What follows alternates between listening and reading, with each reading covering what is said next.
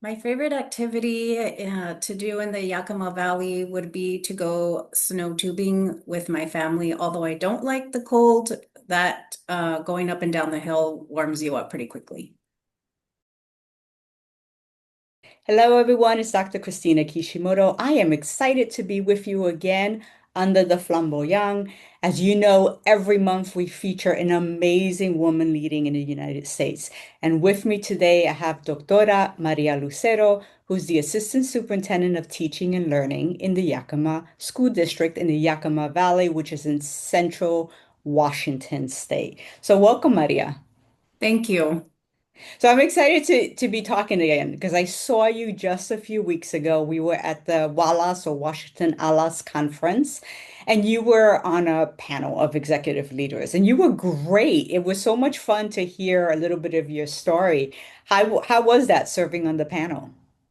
Um, I think that was, I haven't done one in such a large setting like that, but I have spoken about um, a little bit about my story in different spaces. And so I think I'm getting more comfortable with it. I think if you just don't overthink it and just really speak from the heart, it just is, it flows a little bit more smoothly.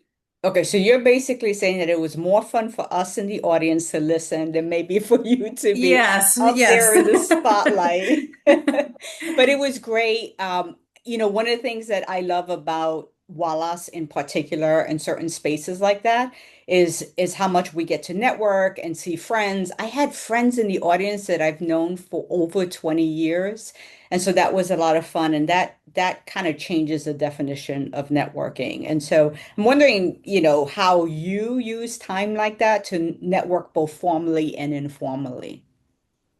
Well, I was also in a session and we were also talking about networking. And I am usually the type of person that, for social gatherings that might be put on by the conference, I would usually go back to my room. And there's so much work to do, but I have really taken advantage of those opportunities in my most recent years in my professional life of really just going out and connecting with people. And I have learned that there is so much great work happening out there and that I can really establish that network to continue to build on the work that I'm doing here in my district. So I really appreciated the opportunities. I went to the Comadres Luncheon and connected with people that I also had not seen for several years, people from my doctoral program that I hadn't seen since graduation. So it was really just being more purposeful with the networking piece. Yeah, if you're always on the go, go, go, go, go, you don't stop to kind of refresh your mind. It's also so easy. At the end of the day, will look back and say, boy, there's like time periods in my day I should have slowed down. I should have stopped. I should have talked more to certain people that I cross path with. That's such an important part of our leadership development. Absolutely. It really is. And I think what I've learned is in networking, different ideas come to mind that maybe would not have had you just kept on just plowing through your day. Absolutely. And one of the things that I think about and reflect on now, I mean, I have over 30 years in education now, and I think the older I get, the less reserved I am about kind of networking and meeting new people and being much more comfortable in spaces. I think people who know me now ha find it really hard to believe that when I started in the profession of education, I had a hard time even getting a word out if you came up to me.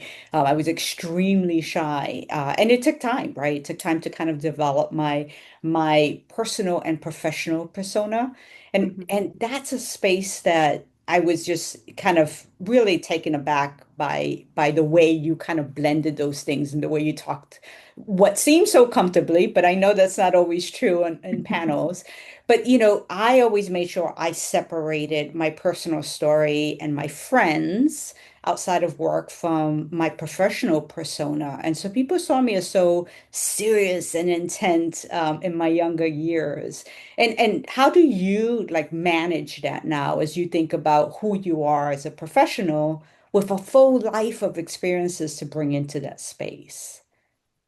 Well, I very much came off as, I guess I'll say cold because, but I also didn't, I, we know that who we are as professionals really has a lot to do with our identity, our experiences, and for me personally, my traumas. And so I had trust issues. And so for me, it was the less people know, the less, I guess, um, the less they have to hurt me, I guess I would say. And so fast forward to becoming a principal, you can't operate that way.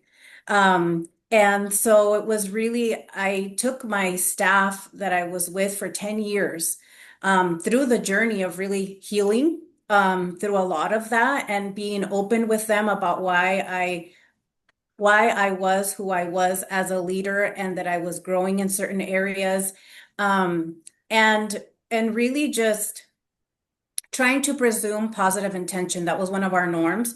But for me, it was what does that really look like for Maria in this work as a school principal?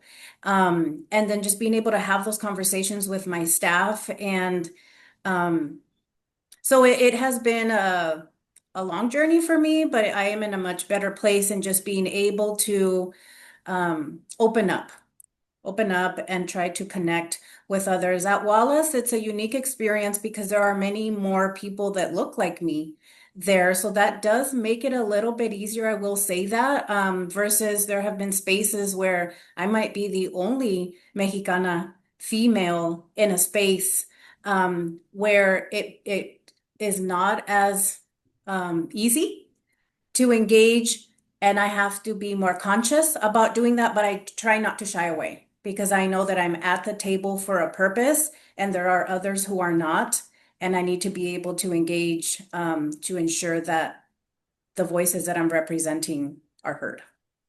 So Maria, do you think then that our cultural background and our gendered kind of experiences as women impact our kind of ability or willingness to be vulnerable, or is it much more about kind of personal narratives and stories? I would say no, that it 100% has to do with our culture, our identity. I think that we find ourselves, and I'm just speaking for myself, being more vulnerable than even others are in certain spaces. Um, and so sometimes you do feel like, okay, I'm giving and I'm giving. Am I receiving that same? From this particular space that I'm in.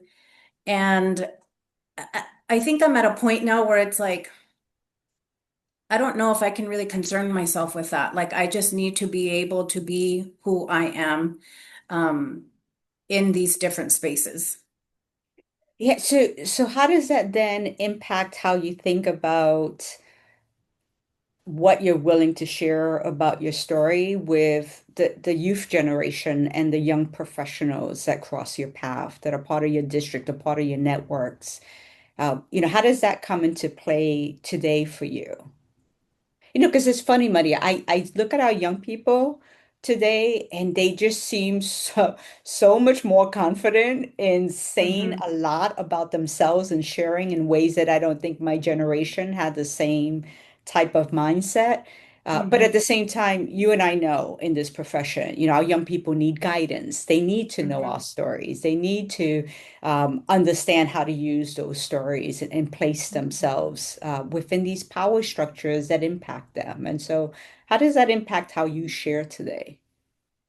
Well, I think about, I really do believe in time and place. And so now I'm thinking of times that whether they're new leaders, new teachers have come to me for support.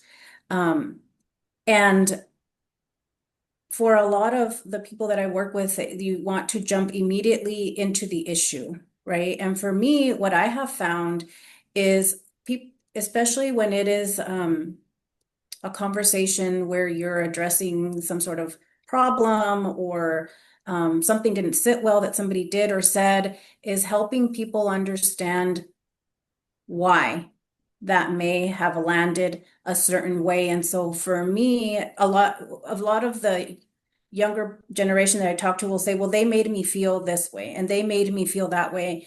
And I'll tell them, well, oftentimes what you'll hear back is, well, that person's just sensitive.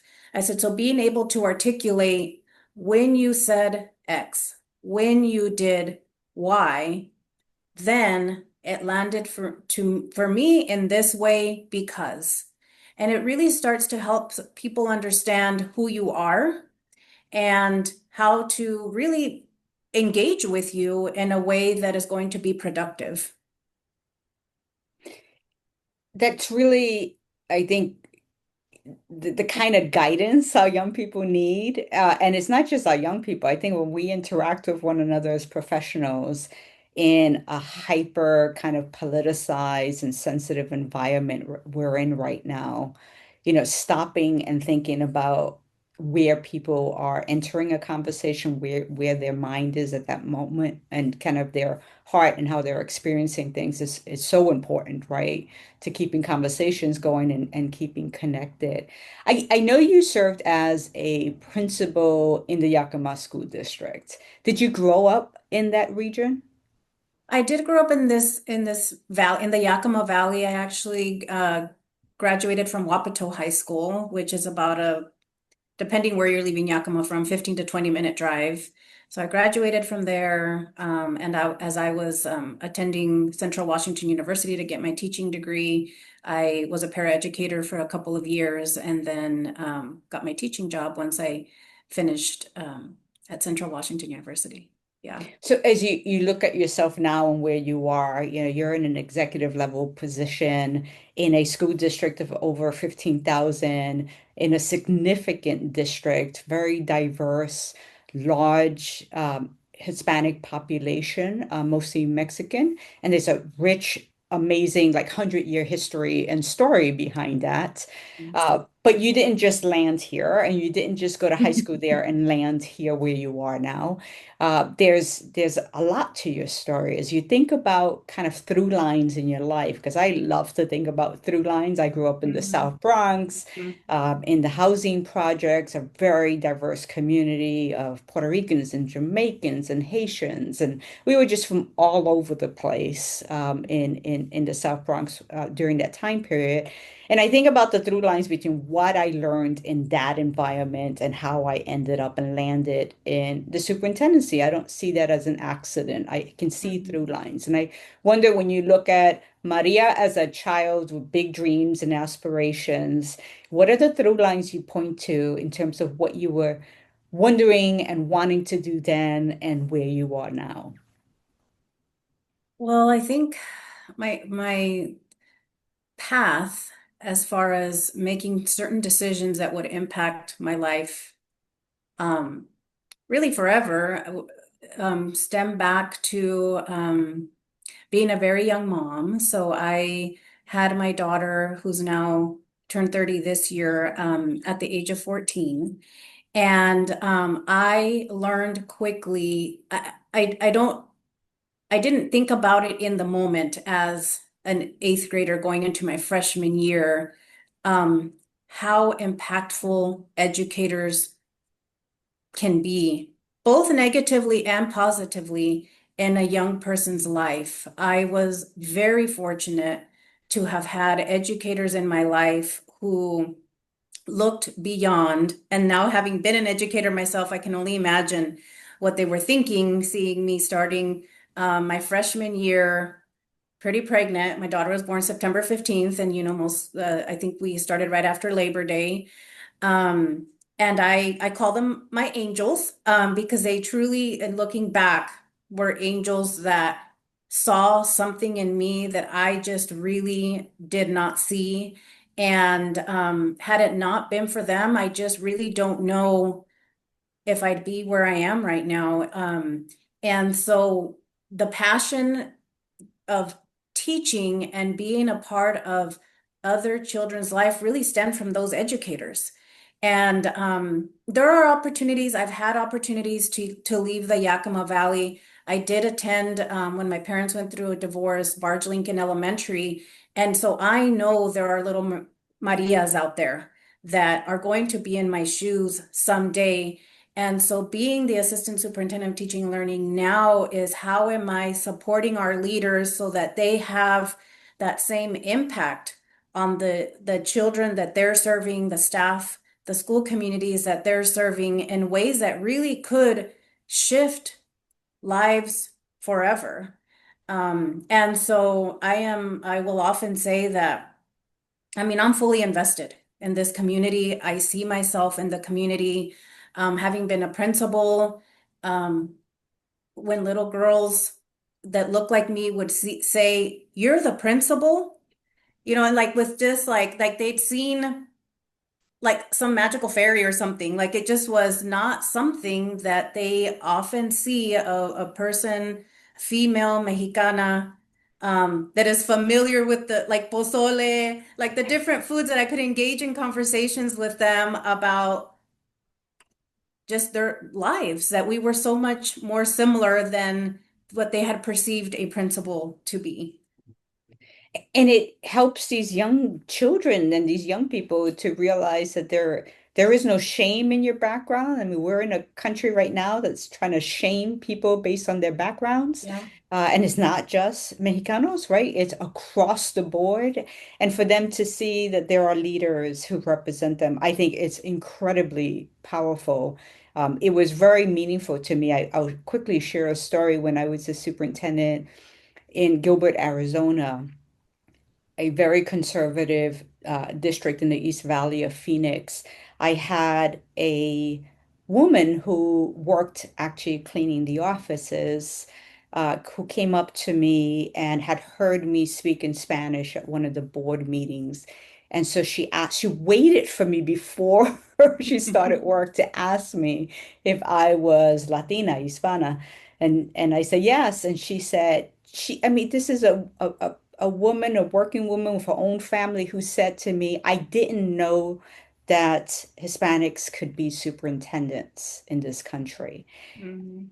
I was floored by that comment. And I think there are things about the lives we represent without having to even say anything, and the lives we represent when we do intentionally speak up and say things that impact lives across us, around us, that we don't even realize. And you just spoke to like lives that impacted you, and some of those people may have known or not known that during that huge turning point in your youth and in your life, that they did or didn't have an impact on you. And so, how do you think about now then that intentionality of sharing your story in a different way? Are there ways in which you think about what's needed now, where you are willing to go with your story?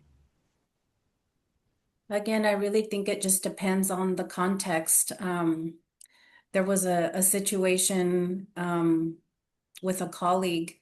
It wasn't a really positive one, and I had been praying and thinking like, how am I going to connect to be able to move beyond where we are right now? Because we need to be able to work together. And I was in a supervisory role, and this person is a building leader, and we were just not able to connect. And he had said something that was very disrespectful. And in the moment, um, I wasn't going to engage. And so he said what he was going to say, and I just said, thank you. And I just left it at that. But I knew I had a meeting with him coming up, and I just told him parts of my story, and I told him about these different educators, and one who it was not such a positive experience in high school. She was demanding a doctor's note after I'd given birth. And she said it wasn't going to be excused unless I had a doctor's note. And I just remember telling her, if my belly being gone is not evidence enough, I don't know what to tell you. And I just walked away and never gave her a doctor's note. So I have those experiences as well. And at the end of that, the story that I shared with him, he just said, like, he said, I apologize to you professionally. Now I'm apologizing to you personally for what I said. And he said, I do not want to be a part of the story where I'm one of the people who had a negative impact. Mm. And that is how we were able to move forward. That was a couple of years ago now, and we still work very closely together. And when I meet with him, it is like almost like a therapy session. It's so interesting, even though I'm in a supervisory role where, he's a very experienced administrator and he has so many strengths, but just the power of story to Hmm. be able to get in a place where we partner together now. His doors are just fully open to our department, which wasn't the case in the past. And I am sharing what I'm sharing, knowing that it could potentially be public because he knows. I've talked to him about it. I've talked to other people about it. He's talked about it. But I just think that is an example where, frankly, I could have gone to human resources. Um, and I would have had, some grounds for moving forward with a formal complaint. But at the end of the day, that's not the goal. The goal is really to connect with this human being, being able to work together, so that we can positively impact the school community that he serves and leads. In just that story that you shared, both in terms of your experience with a teacher asking for no and this experience with a colleague, you're really speaking to the conflicts and even contradictions that we find sometimes between like policy that we're supposed to be, standing behind and ensuring that we work within, and the human factor and nature of the relationships that go into running a school system successfully and working with people successfully and supporting our young people successfully. I find that sometimes, multiple times, certainly in my superintendencies, I've had to stop and say, I know that the policy says that, but what should we be doing from the heart, right? And Mhm. having that conversation with my staff and saying, policy is not meant to be kind of an axe or a hammer, Mhm. or, it's meant to provide a path forward, guidance, right? And it's not really meant to be a do and don't, although that's the way we often use it. Mhm. And so, as a policy leader, certainly as an assistant superintendent, you're a significant policy leader, not only in your district, but as you interact with others in the state. Are there spaces and places in policy that you think we need to rehumanize much more so today? Well, I would say, processes. I'm thinking about funding as well, especially in a time where a lot of our funding for our most historically marginalized groups is on the line. We know what happened this past summer with migrant funds, Title III funds, even our Gear Up funds. We're a district that's a Gear Up grant recipient. And I think now more than ever, when we hear from the public about the state of education and the impact on student outcomes, it doesn't look too great in some cases. It's like we're pouring in money, but where are the outcomes? So I think when we think about what we do, and I can speak, to the teaching and learning department specifically, when we are utilizing resources such as Title III or TBIP funds, how am I ensuring that there is an impact on student outcomes? And I'm not just talking academic. Absolutely, we want to impact that in positive ways, but really the whole child, which what we've heard for a long time, but what does that really look like and how are we ensuring that funds are used in ways that are really supporting our students, rather than just going through the motions and checking off for compliance sake. I met with the parent, check. No, but have we really met with the family? Are we really understanding this family and this student that we're getting, for example, from a different country? And are we tailoring programming for the student in ways that really is going to help the student advance linguistically, academically, socially, and emotionally, year one in this country, which there's dollars associated with being able to do that. But are we doing that in very intentional, humanistic ways that supports the whole student and the family if needed? Well, certainly our children and youth in this nation need educators to rethink, I think, approaches in some areas where we see that we are failing some of our kids, and we can't afford that, right? Every child is important to their family, to community, to us. And I thank you for your leadership in the policy work. I thank you for your leadership in terms of bringing a much more humanizing approach to leadership and for bringing your story and yourself into the space, because I think that also is life-changing for so many people.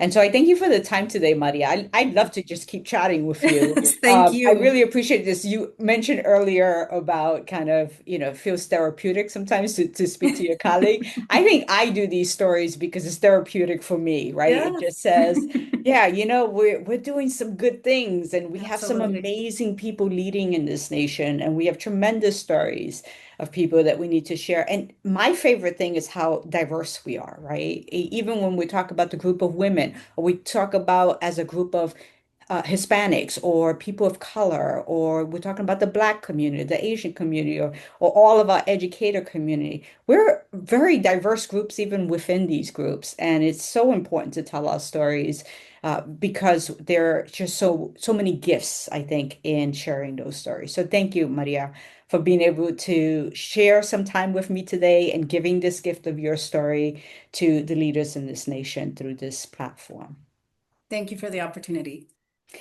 I want to remind our listeners that When Women Lead 2026 will be back in Vancouver, Washington, June 19th, 18th, 19th, and 20th. And so I invite you to come onto the Voice for Equity website, register, and be with your women colleagues who will be getting together from across the nation. We typically have representation from 36 to 40 of our states nationally, and a few visitors from Canada that often join us. So please join us and register today.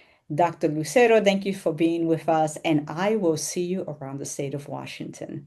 Thank you. Have a wonderful 2026. You as well.